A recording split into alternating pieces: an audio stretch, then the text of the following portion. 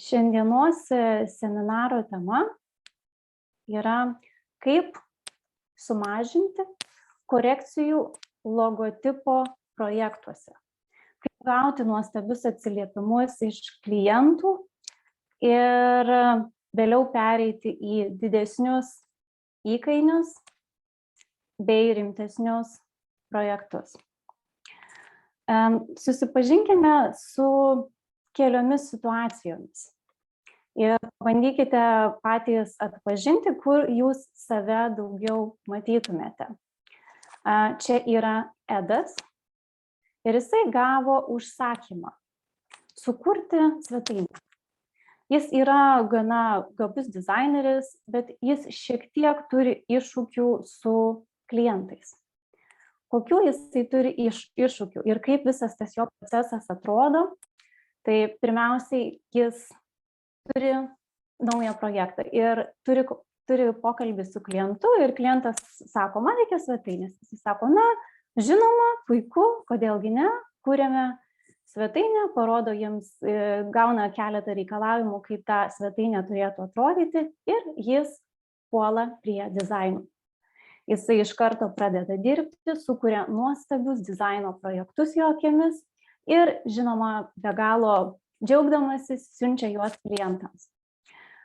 Tai yra nuostabios kompozicijas ir tikisi gauti nuostabius komentarus, atsiliepimus, bet tada paaiškėja, jog reikia šiek tiek korekcijų. Ir jis sako, na, žinoma, kodėlgi ne. Tuomet jis grįžta prie darbo, vėl kuria dizainus, vėl kažką tai daro ir nusiunčia klientui, vėlgi ateina komentaras, kad reikia dar korekcijų.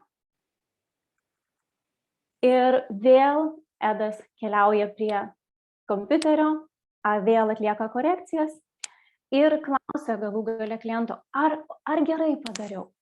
Ir galų gale klientas sako, na gerai, tiek to. Ir Edas yra supykęs, o klientas yra pavargęs. Nes iš tiesų jam jau atsibodo dirbti prie to projekto. Kas patyrėte tokią situaciją? Bent jau aš pirmus 4-5 metus savo dizainerio karjeroje būtent ir dirbau Edo padėtyje. O dabar pasižiūrėkime, kaip atrodytų kita padėtis, iš kurios gali dizaineriai dirbti. Ji yra taipogi puikiai dizainerė, jos vardas Sue. Ir klientai galvoja, kad ji yra genijus. Kodėl? Ką ji daro kitaip negu Edas, kad jai visgi pavyksta išvengti tų didesnių korekcijų kiekio.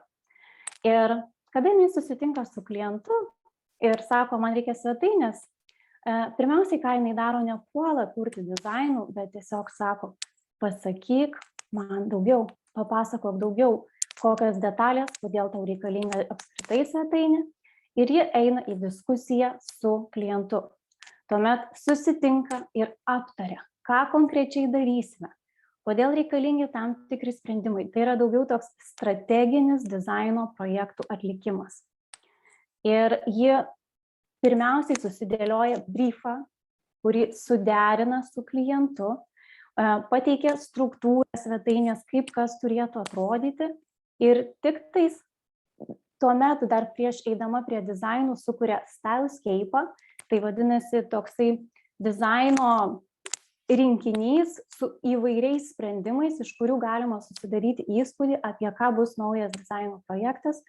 Tuomet sudėlioja dar svetainės struktūrą, wireframe'us ir tuomet belieka tik tais dizaino kompozicijos. Ir jos būna pakankamai greitai patvirtinamos, todėl kad prieš tai jie atliko namų darbus, jie nuolatos turėjo komunikaciją su klientu ir tvirtinosi kryptį eigoje ties kiekvienu žingsniu.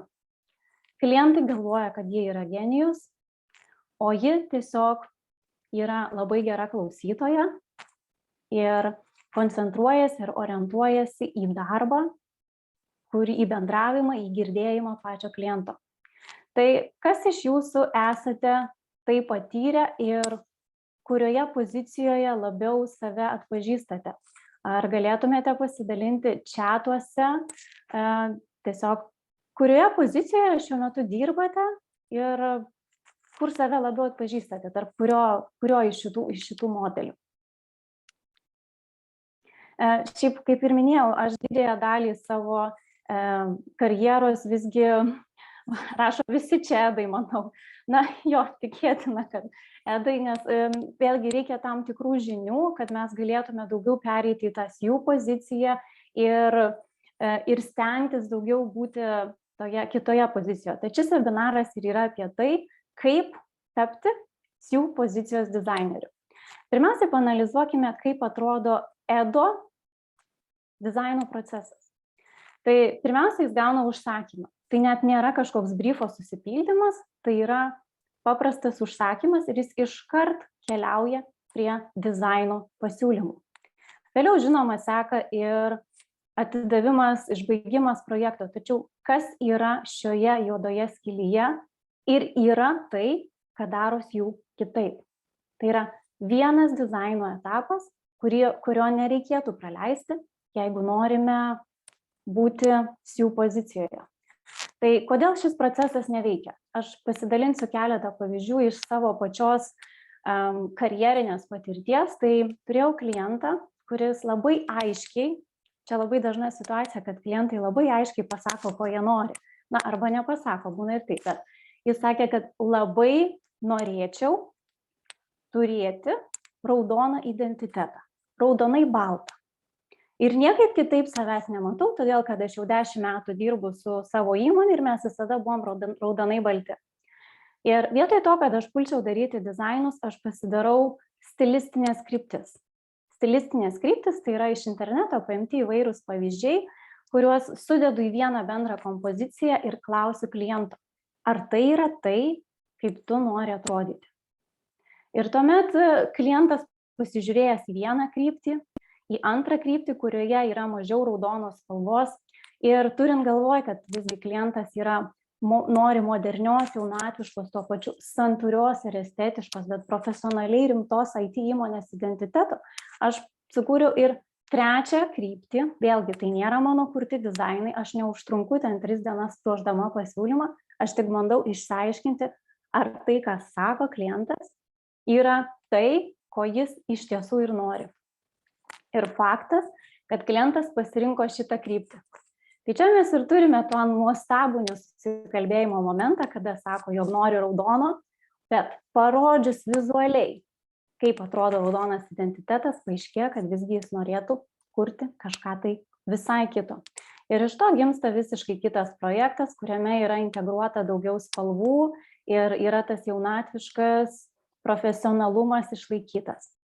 Kitas pavyzdys, vėlgi gana juokingas, kada klientas kreipiasi į mane ir sako, aš norėčiau identiteto, kuris būtų mišinys tarp Victoria's Secret angelų ir James Bondų. Ok, klausom toliau, kas čia bus toliau. Tada atsiunčia keletą nuotraukų, kur yra gamtos įvairios tekstūros, tokia labai įmantri, erotiška nuotrauka ir dar prideda angelų, kad man labai patinka sparnai ir aš, kad galbūt norėčiau turėti identiteto sparnus. Aišku, kad mano galva buvo aliarme, vala, kas čia bus, ką čia man reikės kurti, tas klientas keistas, bet tai ką aš dabar darysiu. Ir turint galvoj, kad mes kalbam apie gamtą, natūralumą, aukštos kokybės produktus, prabanga derinama su organika, sveika gyvensena, man čia toksai buvo neatitikimas labai stiprus. Tai ką šioje situacijoje reikėtų daryti? Arba kuo šis procesas eina daugiau per jų pavyzdį, negu kad prie edo, kalbėtis. Pasikalbėjus su klientu, tiesiog pasidomėjus, ką iš tiesų reiškia jai tie sparnai, kaip jinai tuos sparnus mato savo identitete, kaip jie galėtų atsispindėti, ką reiškia tos tekstūros, ką šita nuotrauka reiškia, kaip aš ją turėčiau naudoti ar nenaudoti.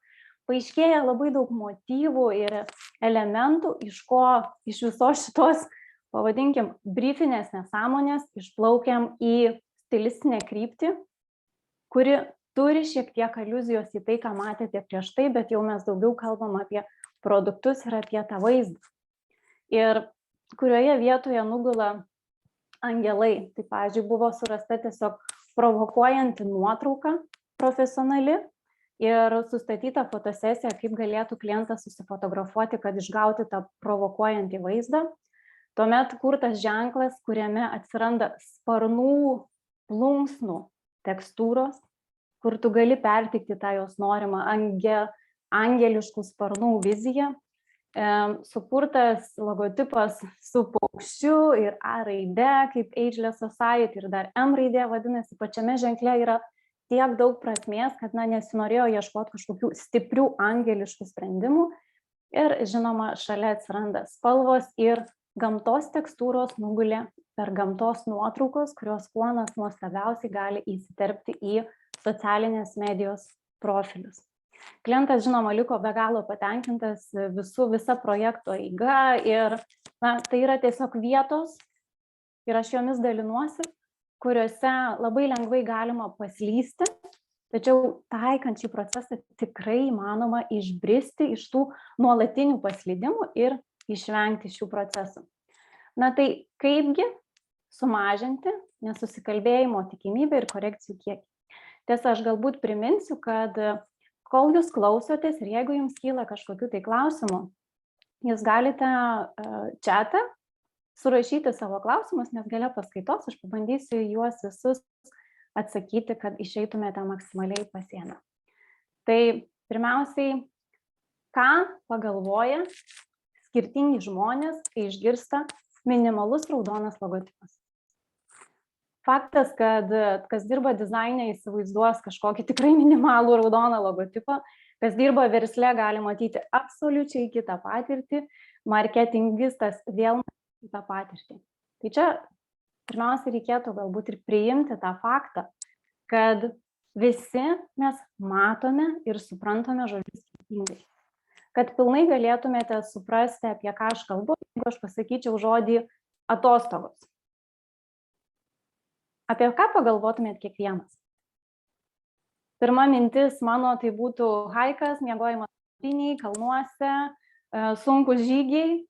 Kitas pagalvotų Turkijoje, gulėjimas prie baseino.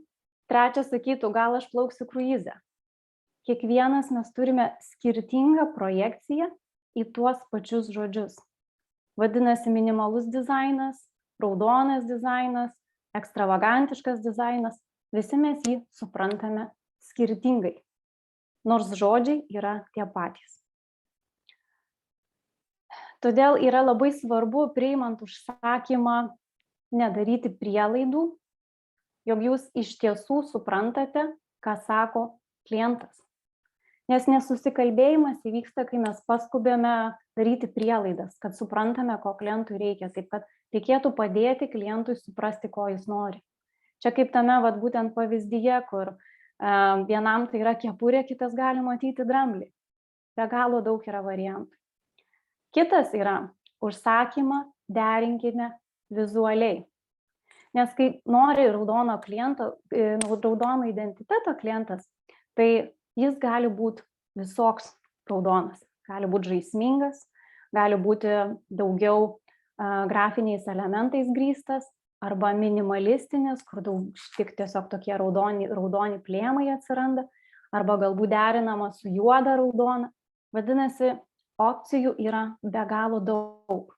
Todėl būtinas derinimas vizualiai. Ir siekite objektyvių komentarų. Logotipai ir identitetai neturėtų būti vertinami pagal gražu, negražu. Kaip dažnai mes susidurėme, kad duoda feedbacką, kad man patiko logotipas, mano valytojai patiko logotipas, bet ką reiškia patiko?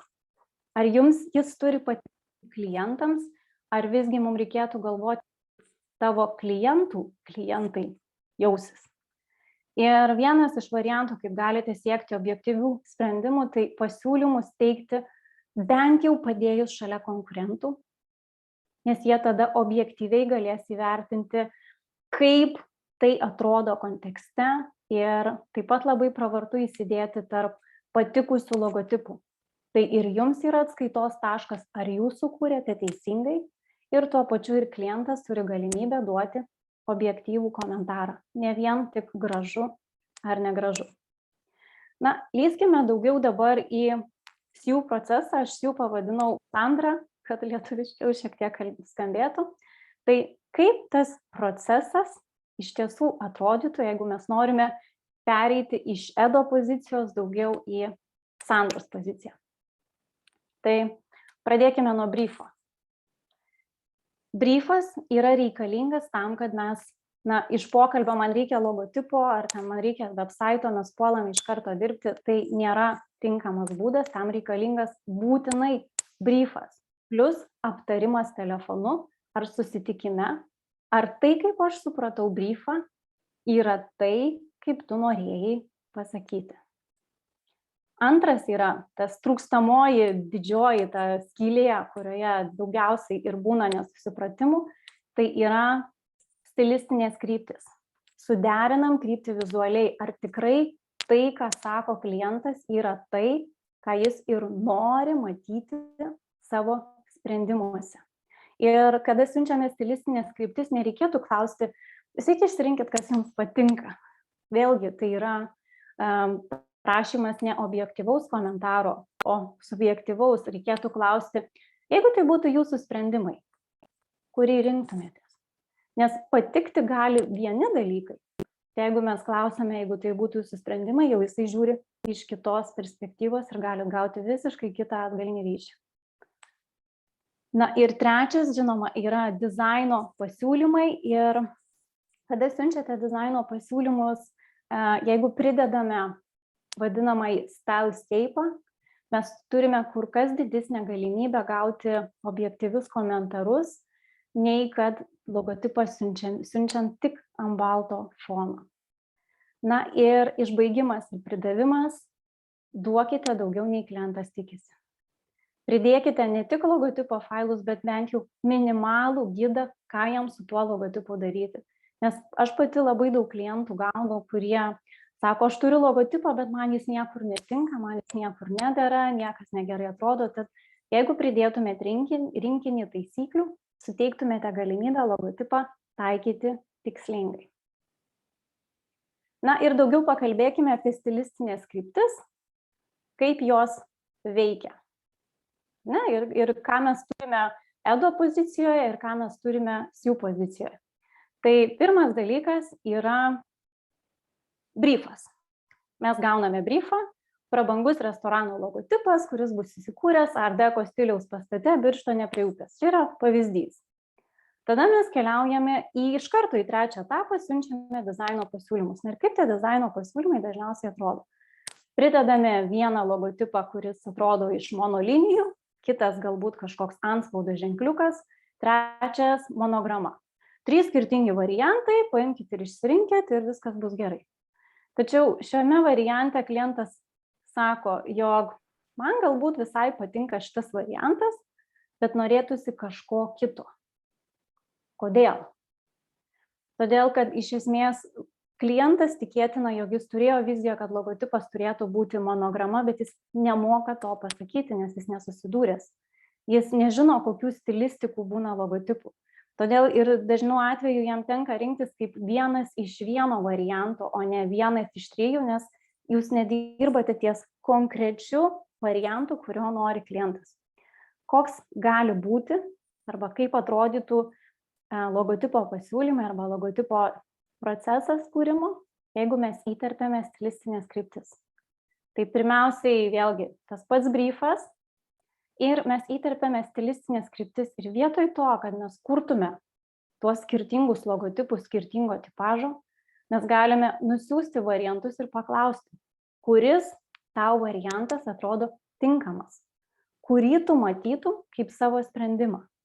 Ir klientas pasako, man šitas patinka. Ir tik tuomet keliaujam prie dizaino sprendimų, kur mes jam galime sukurti toje srityje, toje apibrėžtoje užsakymo formoje, ką konkrečiai norime pasiūlyti ir ką konkrečiai jisai pats nori matyti. Dažnas variantas ir rezultatai skamba taip. Šis man labai patinka, nesitikėjau, kad taip greitai išsirinksime, atrodo, tu mane išgirdai. Tai yra nuolatiniai komentarai, kuriuos tiek aš, tiek sambūrio nariai gauna iš klientų. Tad Toliau galime tiesiog dar pašnekėti ir apie tai, kaip procesas yra atliekamas. Nes viena yra žinoti procesą, kad yra briefas, stilistinės kryptis, logotipo sukūrimas, logotipo pridavimas, bet dar yra svarbu ir kaip tas procesas visas vyksta. Tai jeigu mes kalbėtume apie briefą, dažnai tenka susidurti, kad gauna dizaineris briefą ir žiūrėdamas į šitus užrašus, žodžius, bando iš karto kurti dizainus. Ką aš pastebėjau ir pamačiau, kad labai padeda briefą persidėlioti į aiškesnę vizualią struktūrą, vadinamą debriefą, kuriame vizualiai susipildot visą informaciją, kas kur tinka, kas buvo pasakyta, koks yra klientas apibūdintas, galbūt net nuotrauką jo įsikelti, pasibraukti raktažodžius, kaip klientas mato šį identitetą ir tokiu būdu jūs įsisąmoninate visą informaciją ir galite tikrai kokybiškiau ir įsigilinęs į užduotį atlikti visą dizaino projektą. Kitas svarbus etapas tai yra logotipo vizijos apsirašymas ir suderinimas su klientu. Tai reiškia, kad visą tai, ką klientas pasakė apie viziją, aš susidedu į vieną lapą, pridedu pavyzdžių, vizualių pavyzdžių, kurie būtent išplaukia iš to briefo ir susiderinu, ar jūs matote tokį sprendimą, ar jūs matote tokį sprendimą. Yra netgi aptariamos galimos paslėptos simbolikos įvairiuose ženkluose. Šis užsakymas buvo labai įdomus, nes buvo pasakyta, jog norėtume, jog būtų dvasinė stilizuoto paukščio interpretacija. Tai teko labai gerai pasukti galvą, kas tai galėtų būti ir šis vizijos apsirašymas tikrai padeda. Vėliau, čia kitas pavyzdys, kaip galėtų atrodyti rebrandingo vizijos apsirašymas, kur įdedame esamą logotipą ir apsirašome, ar tai yra evoliucija ar revoliucija, kad galėtume vėlgi tikslingesnius variantus pateikti klientui, bei apsirašome, kokia simbolika galėtų atsidurti logotipo prasmėse. Ir kitas pavyzdys, čia irgi yra pavyzdys, kaip galėtų atrodyti logotipo vizijos apsirašymas, kad galima pridėti net ir patikusias nuotraukas, įdėti esamą logotipą ir labai tiksliai apsirašyti, kokius žodžius klientas vartojo apibūdinti naujam identiteto ženklui. Dar vienas variantas, čia irgi buvo klausimas, kada klientas manęs klausė, nežinau, aš galbūt norėčiau naudoti Lizis, Farmfetch, bet nežinau, galbūt užtenka ir Farmfetch. Tai labai dažnai dizaineriai duoda patarimus. Tai gal tu rašyk Lizį arba nerašyk Lizį. Ar jūs norite apsimti atsakomybę už šį sprendimą, tai vietoj to, kad dalinti patarimus, aš tiesiog sukuriu greitus variantus, čia yra 5 minučių darbas, ir duodu jam pasirinkti ir klausiu, o kaip tu norėtum save matyti, kuris tau labiau atspindi. Ir klientas iš karto nusprendžia, kad jisai nori be Lizį, nes vizualūs pavyzdžiai kalba daug daugiau negu kad žodiniai pavyzdžiai. Ir stilistinės kryptis, kaip jos galėtų atrodyti. Tai čia būtų ir pavyzdys iš vieno projekto, kaip buvo dėliotas stilistinės kryptis. Ir ką rekomenduoju dizaineriams, kada mes siunčiame stilistinės kryptis, tai ne taip, kad nusiųsti tiesiog krūvą logotipų ir išsirinkti, kurie patinka, bet juos šiek tiek struktūruoti, sukategorizuoti į atskiras kryptis. Tai pavyzdžiui, logotipai, kada simbolis yra greta užrašo. Logotipai, kada simbolis integruotas į užrašą. Logotipas, kai simbolis yra viršuje. Ir šalia padedu ir struktūrizuotą logotipo versiją. Tai nėra logotipas, tai yra tik tai struktūra. Ir tai yra reikalinga tam, kad jūs įsitikintumėte, jog žodžių kiekis jums leidžia įgyvendinti kryptyje parodytą logotipo variaciją. Ir identiteto kryptis, nes iš tikrųjų, kada mes kuriame ir logotipą, ir identitetą, būtina susiderinti ne tik logotipą, bet ir identiteto kryptį, nes dažnai būna, aš norėčiau profesionalaus, aš norėčiau galbūt žalio, bet neapsisprendžiu, galbūt norėčiau pastelinio, tada dizaineris nebežino, tai kurį man čia daryti, visus padaryti užtrunka labai daug laiko, todėl rekomendacija yra tiesiog tai, ką matote iš briefo, surinkite stilistinėse kryptyse ir galėsite konkrečiai įsivertinti ir su klientu aptarti, kas vizualiai jam patraukia akį ir kas iš tiesų išpildo jo užsakymą, jo viziją projektui įgyvendinti. Ir keliaujame toliau. Būtų gerai, kad kada siunčiate logotipų pasiūlymus, kaip jau minėjau, nesiųstumėte jų tiesiog ant balto fono, nes čia kaip pavyzdys būtų labai gražus, kad nueinate į parduotuvę, užsidedate sijoną, pasimatuojate ir siunčiate savo draugiai ar draugui nuotrauką, kaip sijonas atrodo ant pakabos. Neįmanoma jo pamatuoti. Tai klientas ir gali vertinti tik tais linijas, kampus, kabinėtis prie visokių smulkmenų. Geriau yra nusiųsti vaizdą, kaip tas logotipas atrodo kontekstinėje aplinkoje.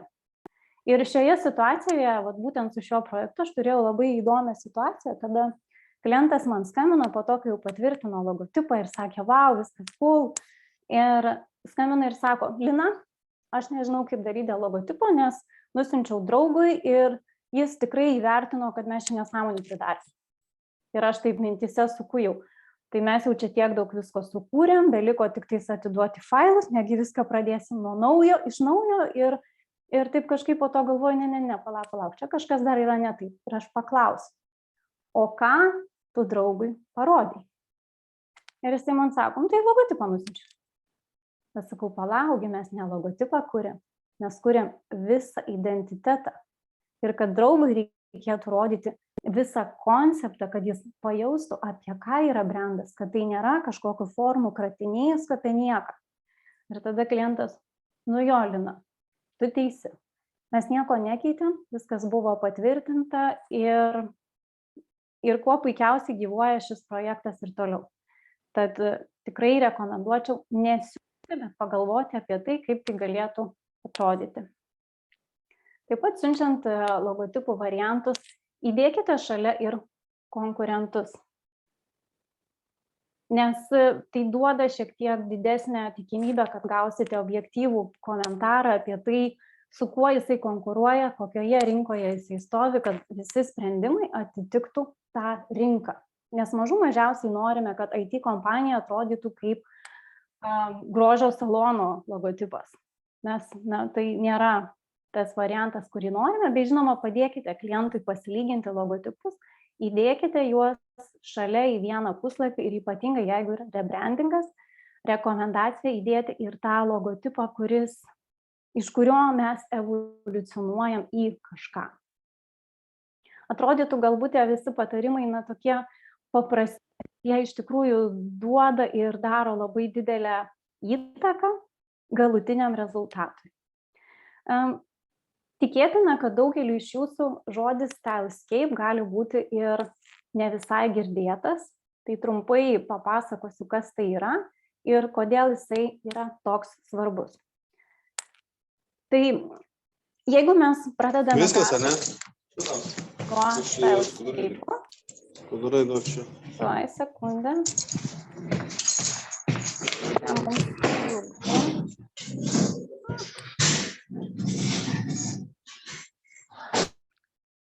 Taip, jeigu mes pradedame dizaino darbus nuo Stylescape'o, tai sekantys darbai, kurie eina po to, tai būtų socialinė medija, websaitai, jie yra patvirtinami iš pirmo karto be didelių kančių. Tiesiog jums nereikia ieškoti sprendimų, jūs tiesiog atsidarote Stylescape'ą ir žiūrite, ką iš jo galite paimti. Tai tarkime, čia yra pavyzdys, ką valgom, identiteto Stylescape'as ir įsivaizduokite, kad jūs esate dizaineris, kuris gavo tokį daiktą ir jūsų prašo, sukurkite man naujienlaiškį. Ar jūs matote, ką iš jo galima paimti, kad tas naujienlaiškis visgi būtų sukurtas? Jeigu reikia sukurti socialinės medijos sprendimus, ką galite paimti? Jis iš karto duoda tokį pagrindą, iš ko gali gimti visi sekantys sprendimai ir nereikia sėdėti agonijoje, kaip kokią spalvą parinkti vienkartiniam Facebooko postui, kuris gyvuos 30 sekundžių. Toks atsiranda šiek tiek gilesnis pagrindas, gilesnis suvokimas, iš ko gimsta identitetas ir kaip visi kiti projektai gimsta. Tai čia parodysiu pavyzdžius. Matėt Stylescape? Taip atrodo prezentacija.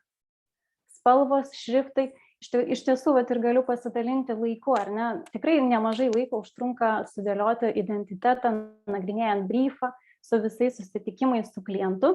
Bet tada, kada mes turime Stylescape, prezentacija užtrunka 2 valandas, max 3. Jeigu mes kalbame ir apie Instagramo laukelį, 2 valandos 3. Nes jūs jau turite pagrindą, iš ko visą tai daryti. Ir tuomet atsiranda daugiau laiko didesniems projektams, nes visi tie smulkus projektėliai jie įsigyvendina kur kas greičiau. Taigi, tokios mini išvados, kad taikydami dizaino procesą, kurį jums pristačiau, jūs gausite nuostabius atsiliepimus iš klientų.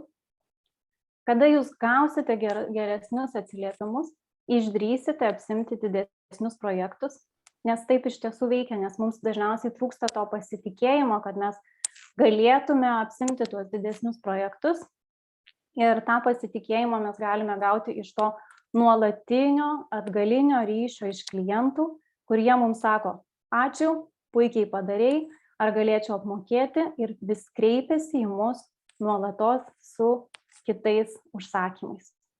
Ir gaudami didesnius projektus, faktas, kad padidinsit savo įkainius, nes tiesiog taip veikia.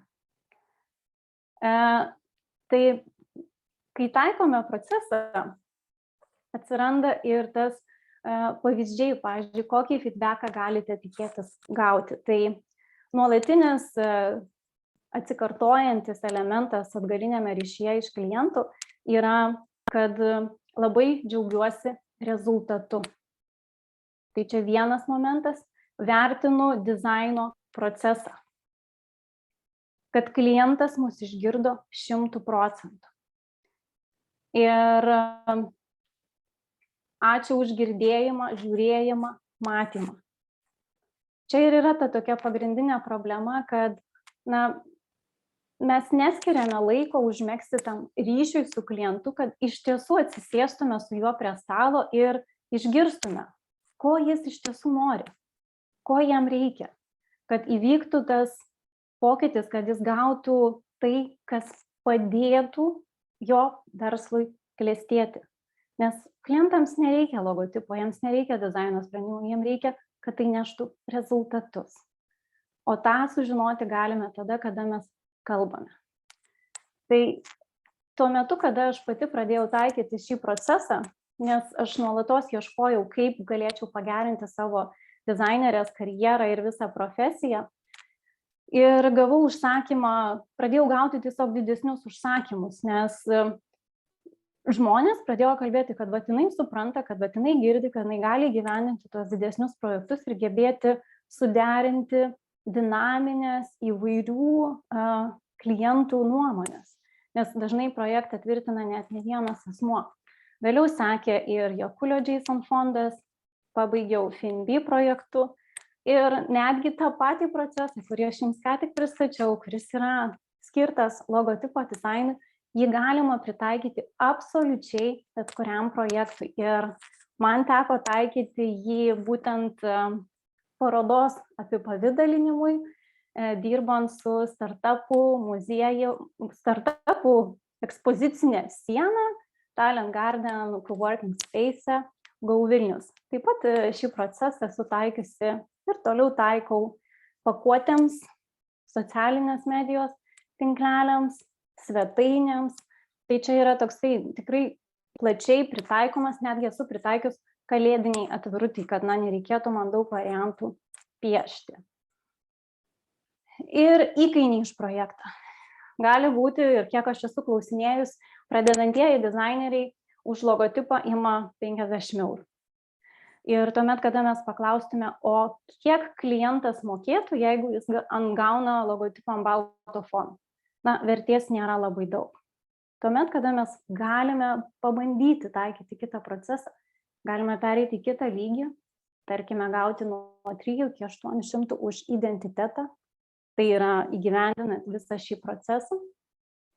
Vėliau galbūt pereisite į trečią lygį, kada gausite už projektą 800–2000 eurų. Bet tai yra žingsnis po žingsnio vykstantis procesai ir tik taikant tą dizaino metodiką aš pastebėjau, kada tu gali stabiliai vis kelti savo įkainius, nes tu nuolatos gauni tą atgalinį ryšį iš kliento, kad viskas puikiai, viskas gerai ir atsiranda tas pasitikėjimas.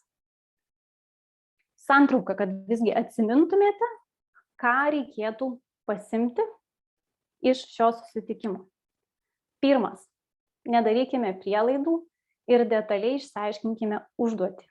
Tai yra briefas plus susitikimas su klientu įsitikinti, ar tikrai gerai supratote. Antras, užsakymą suderiname vizualiai. Net jeigu ir pirmą pamiršit, antrą padarykit, čia yra esmė, stilistinės kryptis. Nepuolam daryti dizainų, bet randam dizainus internete ir juos tiesiog įgyvendiname. Ir išsiunčiame, suderiname. Ir tada įgyvendiname pagal išsirinktą kryptį. Ir padėkime klientui duoti objektyvius komentarus. Dizainą siųskime ne vieną logotipą, bet stylescape'ą, patalpinkime jį šalia konkurentų logotipų, šalia pavyzdinių jau suderintų patikusių logotipų, tuomet yra tikėtina, jog tikrai ženkliai sumažinsite korekcijų kiekį.